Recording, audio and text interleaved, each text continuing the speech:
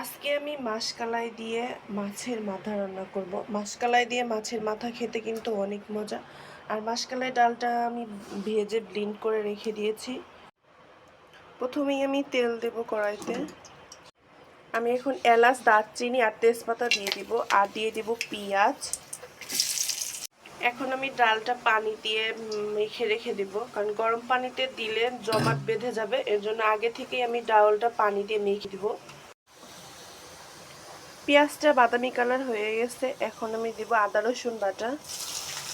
আদা রসুন বাটাটা একটু মশলার পরে কষিয়ে নিব। এখন দিয়ে দিব কাঁচামরিচ, দিয়ে দিব স্বাদ মতন লবণ, আর দিয়ে দিয়েছি হলুদ, মরিচ, ধনিয়া গুঁড়ো, আর এগুলো একসাথে একটু কষিয়ে নিব।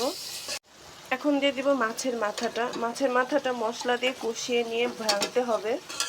মাছের মাথা কষানো হয়ে গেছে। এখন আমি ডালটা দিয়ে দিব, আর ডালটা আগে থেকে আমি মেখে রেখে দিয়েছি, সেগুলো দিয়ে দিব। ডাউলটা একটু কষিয়ে নিব। কষিয়ে নিলে পরে একটু ডাউলের যে গ্রানটা সেটা কেটে যাবে। এখন আমি পানি দিয়ে দিব। পানি দেওয়া হয়ে গেছে, এখন আমি ঢেকে দিব। ডালে বলক চলে আসছে। এখন আমি মিডিয়াম আঁচে দিয়ে 30 মিনিটের মতন রেখে দিব। আমার ডাউল কিন্তু রান্না কিন্তু কমপ্লিট হয়েই গেছে। আর মাছের মাথা দিয়ে আর হলো মাছের ডাল দিয়ে খেতে কিন্তু অনেক মজা।